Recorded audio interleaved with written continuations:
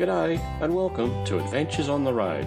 I'm Shane, your host. In our magazine-style podcast, we will have various segments including In the Spotlight, featuring regions, towns, events or somewhere to stay. In Cook Up, you will hear some great recipes and tips for cooking on the road. And What's New, which can be about, well, anything that's new or different. We'll also have a main topic in each episode where you will hear about experiences not to be missed or some detailed information on events, places or attractions to visit. So come with us on Adventures on the Road. First up, let's talk to Greg Donovan from the Big Red Bash, held in July in far western Queensland near the iconic town of Birdsville. G'day Greg, how you going? Yeah, good, Shane. How are you? Yeah, good, mate, good. So another year for the Bash. Yeah, another year. We're into our seventh year this year, so gets better every year. Okay, so tell me a little bit about how it started. Well, it actually started back in 2013, which is 6 years ago, but seventh event.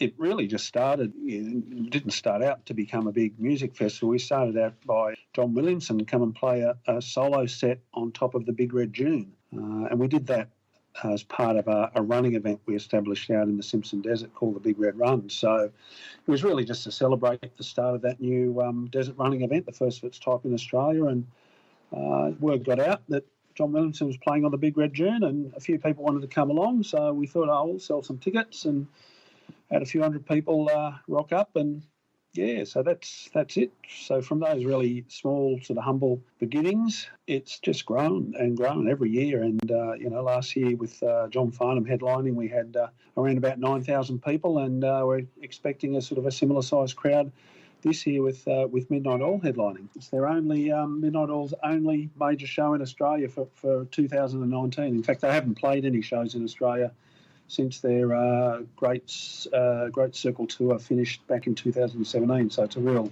privilege to be able to bring what is one of Australia's most iconic bands to the Outback to play in front of the Big Red Dune. Oh, I can't imagine anybody better to be performing on the Big Red Sand Dune, Midnight Oil. Wow, that's sensational. So who else have we got coming up? Well, for this year, we've got a heap. We've got The Living End. We've got Casey Chambers, the Shantuzis. We've got Richard Clapton, 1927, Busby Maroo. Did I say Wendy Matthews? We've got Mark Gable from the Choir Boys, Steve Kilby from the Church. We've got the Eurogliders, Chocolate Starfish, Dale Ryder from Boom Crash Opera, Mark Williams, Dragon, Bjorn Again, Neil Murray, Steve Balby from Noiseworks. So yeah, look, it's a huge lineup. We've got a fantastic lineup of great Australian talent who's going to play on the Big Red Dune for 3 days and nights.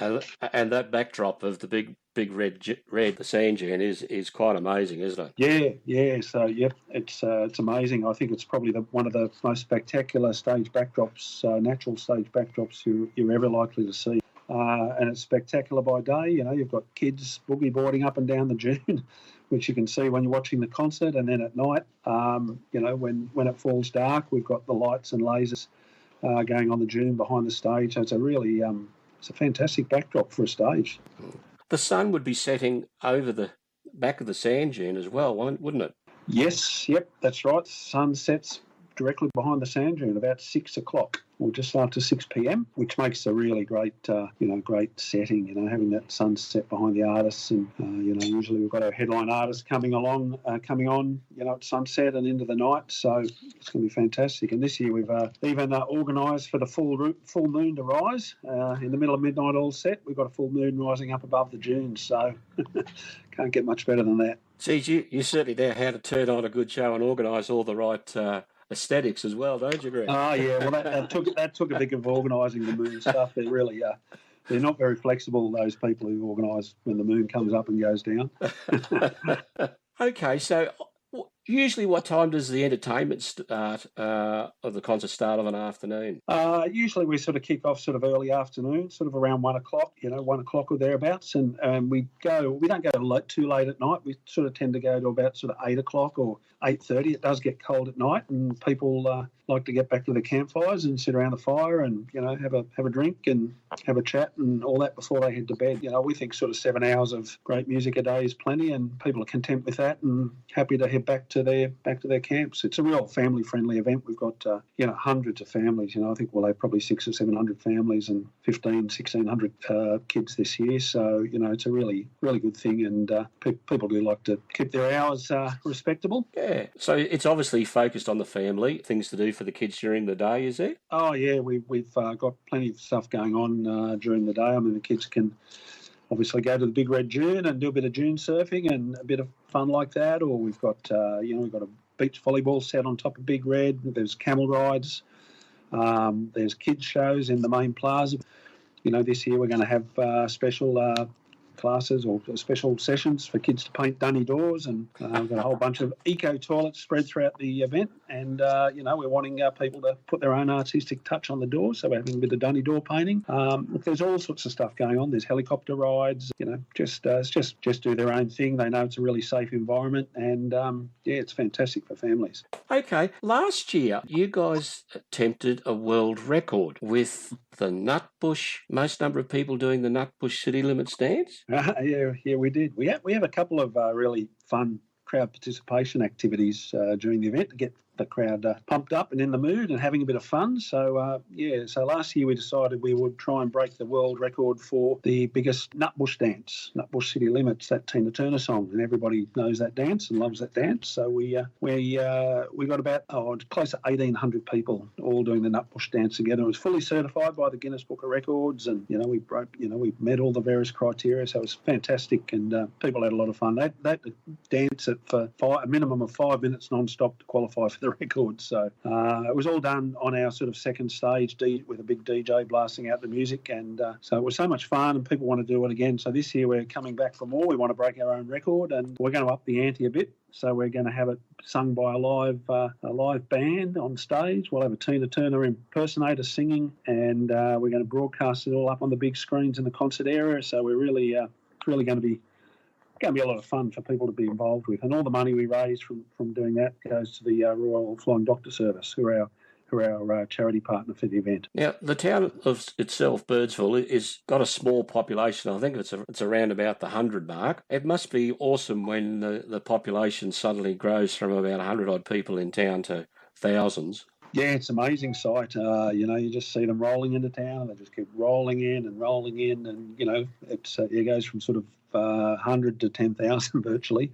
But luckily the way we've got the concert structured, people can roll into the concert site, the Big Red, over sort of a 3-day period. So people tend to roll into town. They might stay a night, or they might just stay for the day, pick up their tickets and head out to Big Red. And so that sort of roll through town makes the whole numbers manageable.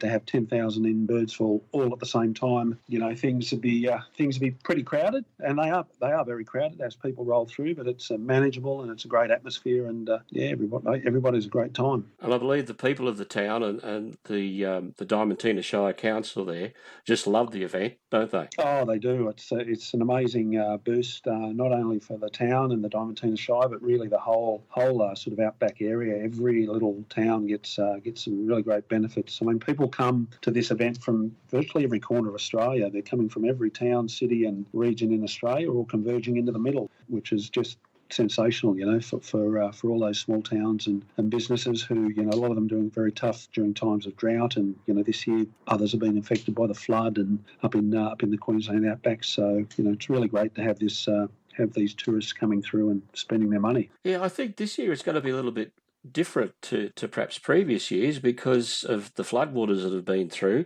I've been looking at some satellite photos recently, and it's going to be a different experience as well, just travelling there and seeing the countryside, isn't it?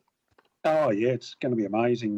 There's widespread flooding right throughout the outback from 2 different sort of rain events. One in February, a huge rain event up there in in February, and also Cyclone Trevor that passed through. All the floodwaters from that are now making their way down south to Lake Eyre. So not only is all of the outback going to be green, and we're going to see the wildflowers and all of that, but those lucky enough to get down to Lake Eyre or do a flight over Lake Eyre are going to see Lake Eyre probably at its highest level since it's been since 1974. So if there's ever a year to get to the outback and see it like it is, it's this year. I mean, there are quite a few roads closed still at the moment, but they'll all be opening up over the next couple of weeks, and certainly by July, by the time Big Red Bash comes around, access will be fine, and people are in for a real treat when they head out back. Luckily, out at Big Red, where the concert is, we haven't had too much rain or water impacting out there, so we've still got a bit of dust to keep that outback spirit happening out at the event. There's nothing like a little bit of dust, is there? You can't go home from the outback without a bit of dust. Greg, what with people who are going to be travelling out to the Big Red Bash this year, are there any little tips or tricks or suggestions you would make on their journey to or from the bash? Oh, look, we tend to just advise people about the safe driving elements in the outback. A lot of people who may not have been to the outback before, need to drive cautiously. It could be single lane bitumen with big trucks travelling on them, so you've got to pull over for the trucks, and there could be soft edges. You've got driving at night when there's a lot of wildlife around, kangaroos and so forth, and black cows wandering onto the road. So one of the biggest things we really try and impress on people is to not to be in a hurry, to allow yourself plenty of time, add an extra day into your itinerary, and just cruise along, plan more stops, have rest breaks. There'll be a lot of people travelling on the roads at that time, so it will be busy. So, and look, we just want to see everybody get out to the event safely and get back home safely. So that's one of our biggest things, and obviously being prepared. Having your vehicles prepared, having your vans prepared for those outback conditions. There's lots of different things that you can do to make sure you're well prepared. All right. Look, Greg, I want to thank you for your time today, and I'm sure the bash will be a great time yet again this year. So all the best, and hope to talk to you again soon. Thanks, Shane. We can't wait. Looking forward to July. All the best, Greg, and to everyone who are travelling to the Big Red Bash this year. In the Spotlight is a segment where we feature a region, a town, somewhere to stay, or an event. In this episode, it's an event. Jason from Caravan in Queensland's here with me to tell us about what's in store for us at the 2019 Caravan, Camping and Touring Super Show. G'day, Jason. G'day, Shane. How are you, mate? Good, mate. Yourself? I'm very good, very good. As good as I can be in the week leading into the biggest caravanning event in Queensland. Yeah, I'll bet you've got your, not roller skates on, but jet boots on. Yeah, yes, I do. I need one of those hoverboards. Yes, just be careful when you're charging it. Yeah, exactly. Now, this is the 51st show. When's it starting and finishing, Jace? Yeah, mate, like you said, it's our 51st caravan show. It starts in Brisbane on the 5th of June. And it runs through until Monday the 10th. It's at the Brisbane Showgrounds. Most people would know it as the RNA Showgrounds. Okay. So roughly how many exhibitors in total are displaying this year?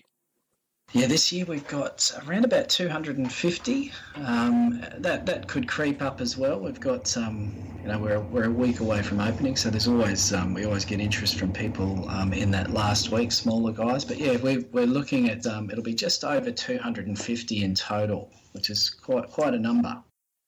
Yeah, I can imagine a lot of planning and organising to get all that happening.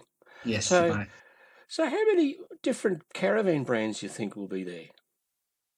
Oh, when you talk about brands, you could look at caravans, motorhomes, camper trailers, tent trailers. There would be over 60 individual brands on display. This without a doubt is the biggest show in Queensland and the only show where you're going to see every single major brand on display. It's a great opportunity for people to come and compare Every single brand. It's a bit mind-boggling. Okay. But there'll also be like accessories for people that are into caravanning and camping as well, won't there? Yeah, definitely, mate. So caravanning and camping accessories. There's 4x4 accessories, towing accessories.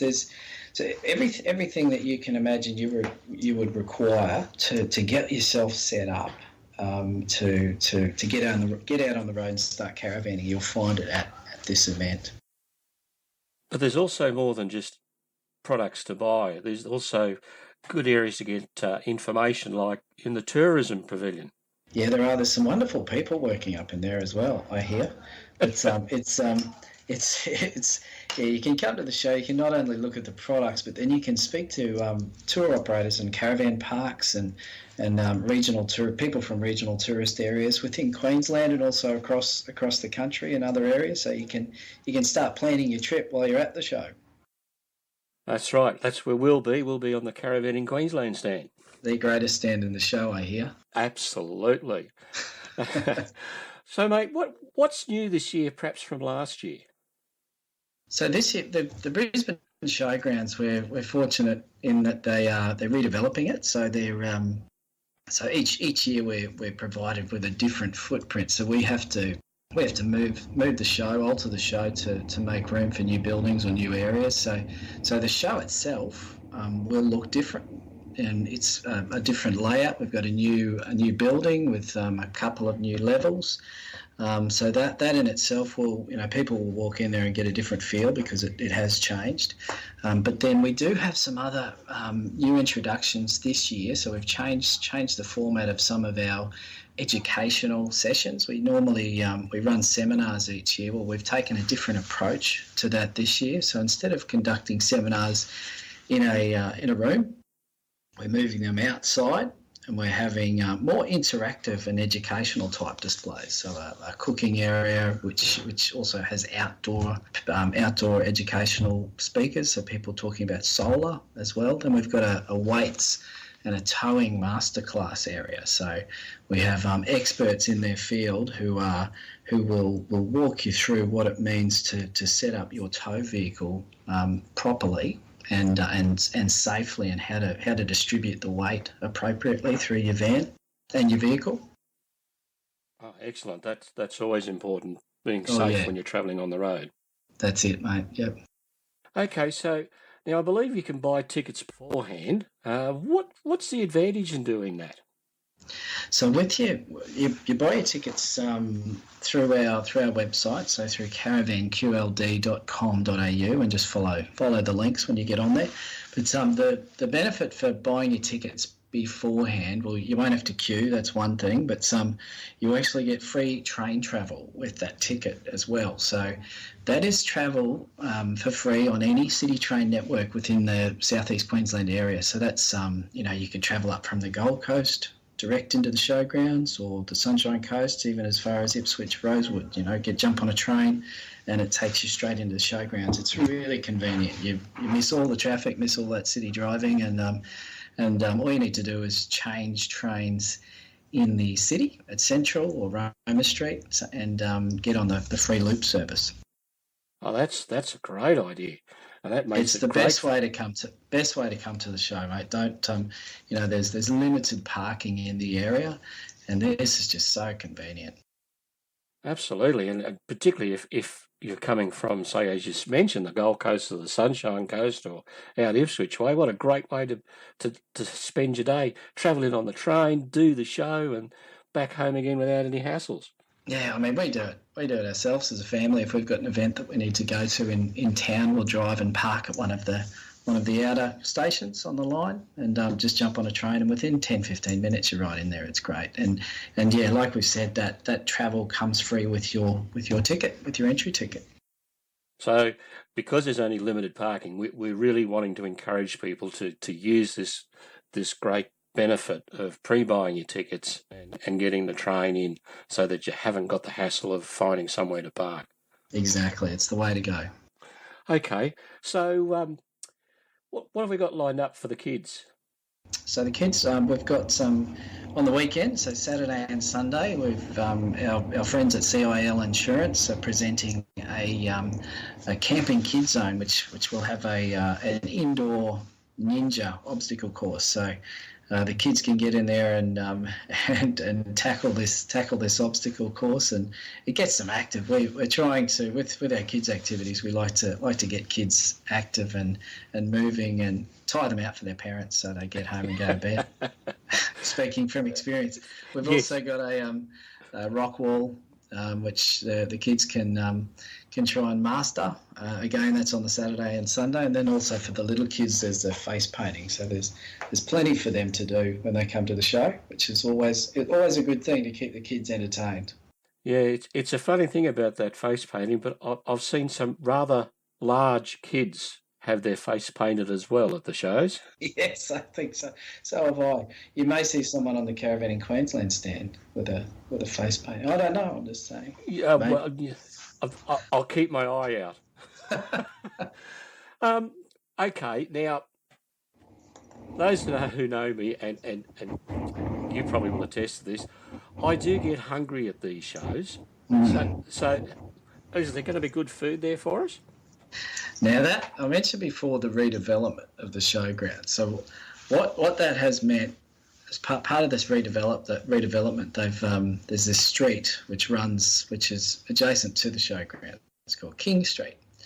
Now it is lined with some of the best restaurants, bars, takeaways, cafes in Brisbane. So that is literally that's at one of the gates. You walk out gate 2 and you're on King Street with a choice of everything from world-class French dining through to Mexican and burgers, and it's fantastic. So that's outside the show, literally right next door. But inside the show, we've got little food courts set up in different areas where you can, your typical food trucks. So you can get in everything from a slow-cooked pulled pork roll right through to a pizza or burgers, or there's so much choice.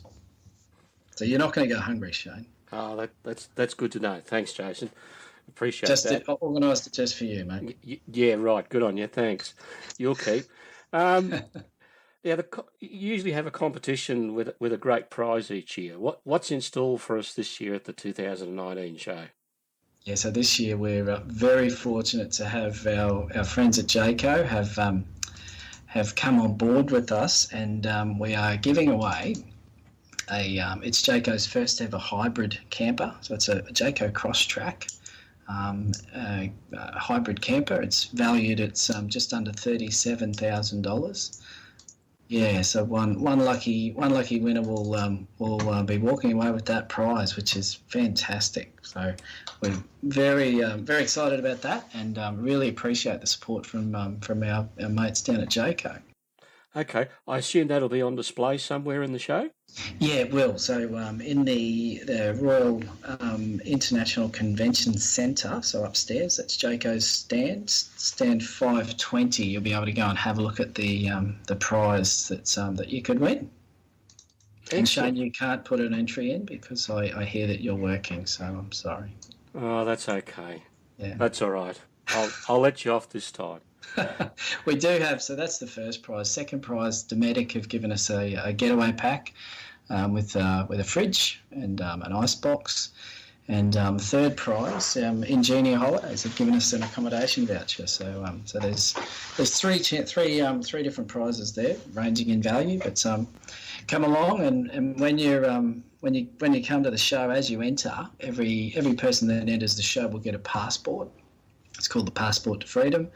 And you need to follow the instructions on that passport and visit the 6 different locations around the show. There's a secret code word at each of the 6 locations. You record that on the passport, complete your entry details, and drop it in the barrel at one of the exit points, and you're in the running. Excellent. I'm sure there'll be heaps of people walking around with the passport in their hand looking for that secret code word. They will, mate. Okay, so Jason, it's just you and me now, just having a chat. No one's listening. Yep. Can you give me a scoop? A scoop. Ooh. Let me think. Should I say anything about this? All right, only because it's you and me. So you might recall last year we had a little project where we wanted to do something special for our 50th caravan show, which was last year, and we came up with the idea to build something, to build a caravan out of Lego bricks. Yes. Now we did it. Seeing that. Yeah, we're actually building it at last year's show, and we finished it. So it hasn't been on public display since in its completed state. So I can tell you right now, we're going to be bringing the fully completed Lego. It's a full-size caravan made out of Lego bricks. It'll be on display in the tourism building at the show this year, and it'll be proudly displaying its official Guinness World Records certificate, which was awarded late last year. So there's your scoop, mate. Oh, sensational. Well, that's definitely something everybody will want to go and have a look at this year's show. So that's in the tourism building, mate. Excellent. Look forward to seeing that. Well, Jason, I can tell by the noises in the background you're a very busy man. I want to thank you for your time this morning and filling us all in on what's happening at the 2019 Caravan Camping and Touring Super Show at the Brisbane Showgrounds from the 5th of June. So look forward to seeing you there, and thanks very much for your time. I'll let you get back to it. Yep, thanks, Shane. Good to talk to you, mate. Welcome to Cook Up. We're about to chat with Jody, and she's going to tell us about one of her favourite dessert recipes. Over to you, Jody. Hey, Shane. Thanks for having me on your very first episode. Here is my Cheats apple crumble. I've done this so many different ways, in the microwave, various ovens, and on the fire. Choose your favourite way and let's get on with it. First of all, we mix together in a cooking dish of your choice a can of pie apple. I tend to use the small one, but you can use the large one if you wish. You'll just have to double the recipe. Mix with your pie apple 2 tablespoons of sugar and 1 tablespoon of nutmeg. I often add sultanas or dried cranberries for something a bit different, but that's just a personal thing. Once you've done that, it's just a matter of putting the topping together. So 6 plain biscuits. I use malt, but you can use butternut, basically whatever is your favourite. Add 2 tablespoons of quick oats, 2 tablespoons of brown sugar, 2 wheat bix. Crush that all up with a teaspoon of nutmeg and cinnamon or allspice if that's all you've got. Crush it well, sprinkle it on top of the apple, and you're basically ready to go.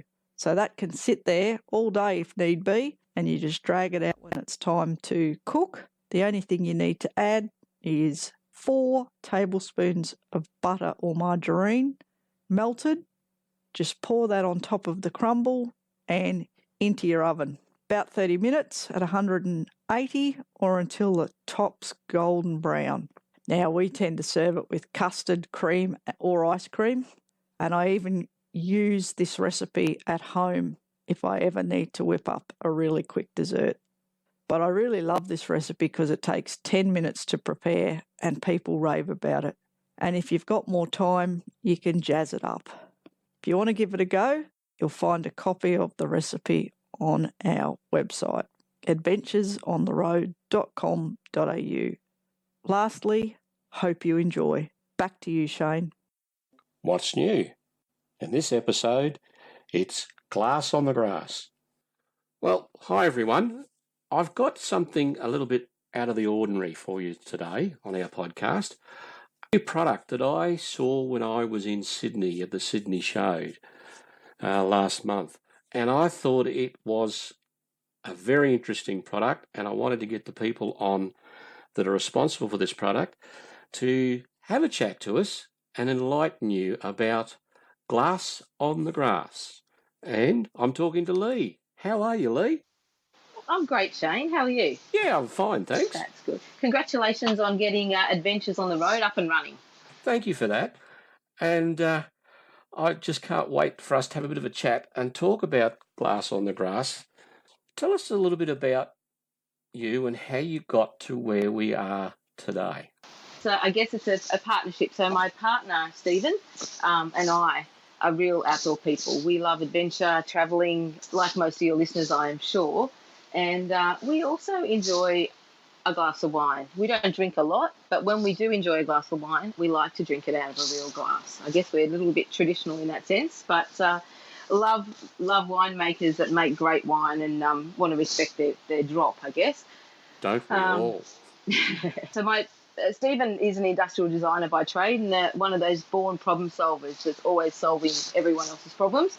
And I'm the people person with the sales and marketing background. What is glass on the grass? Well, glass on the grass, I'll tell you how it was born, I think, and then I'll show you what it is. So glass on the grass was really born out of an experience we had, one of many, but where we spilt wine at a picnic. We were actually at a festival, one of those grown-up festivals where you're allowed to have a bottle of wine, and all of our glasses, one after the other, fell to the ground. And Stephen, being that born problem solver, said, I'm going to solve this problem. And not only am I going to solve this problem, but I'm going to create something you can slip in the back pocket of a pair of jeans that people will actually use to put on their glass so that it doesn't fall over. So it's a simple idea. It's a wine coaster that you slide onto the base of a real wine glass or a plastic wine glass to stabilise it so you can put your glass down anywhere. It does look really good, and it does work because I've tried it.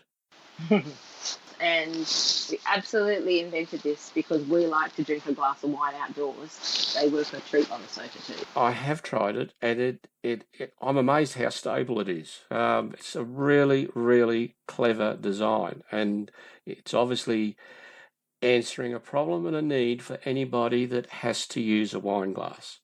Or wants to use a wine glass. Where's it made?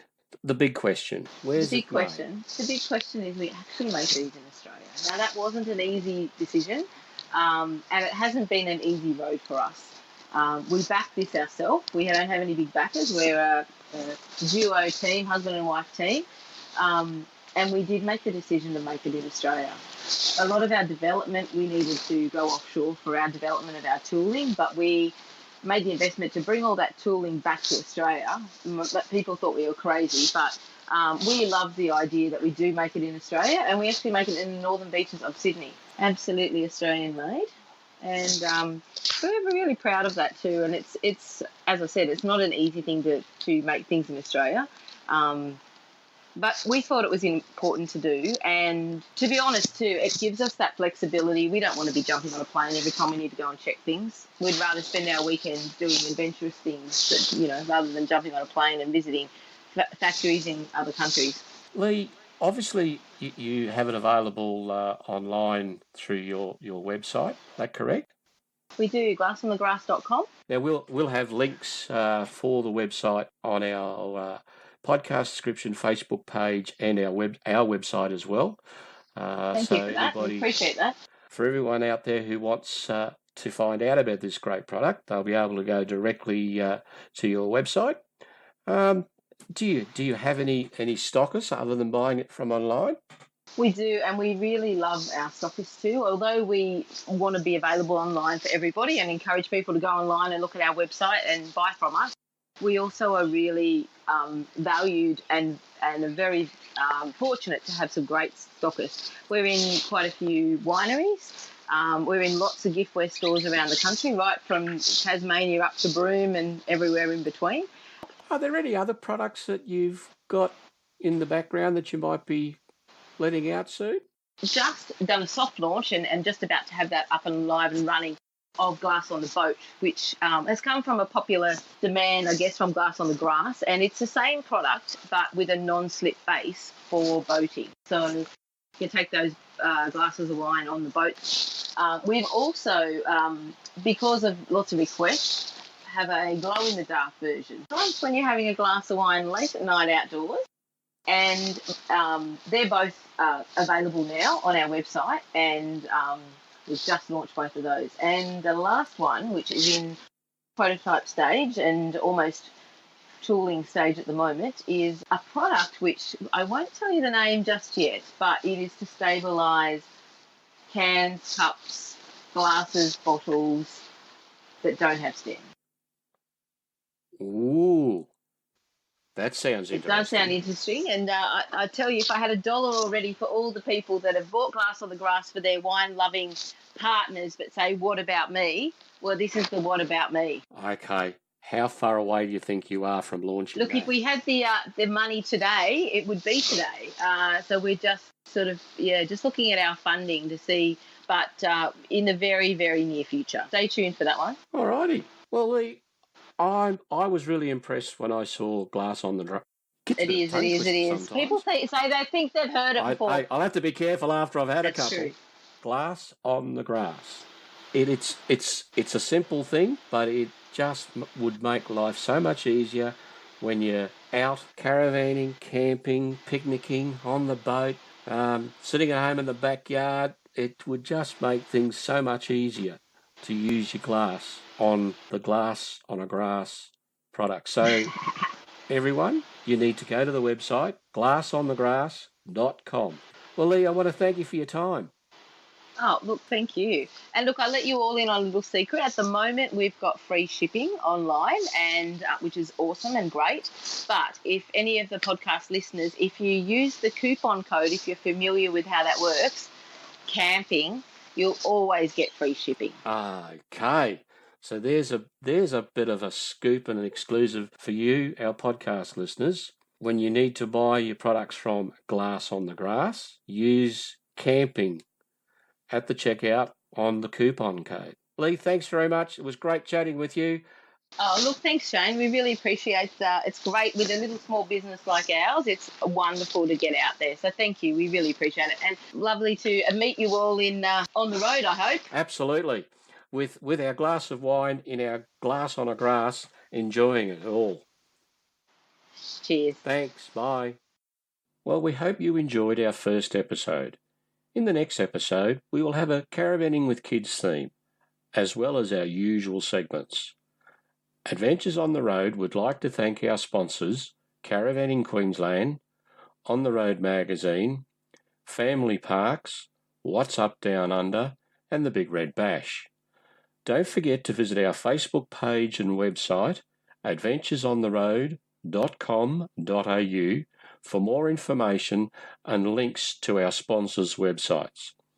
We look forward to you coming along with us on our next episode of Adventures on the Road. Until next time, I'm Shane. Have a safe journey.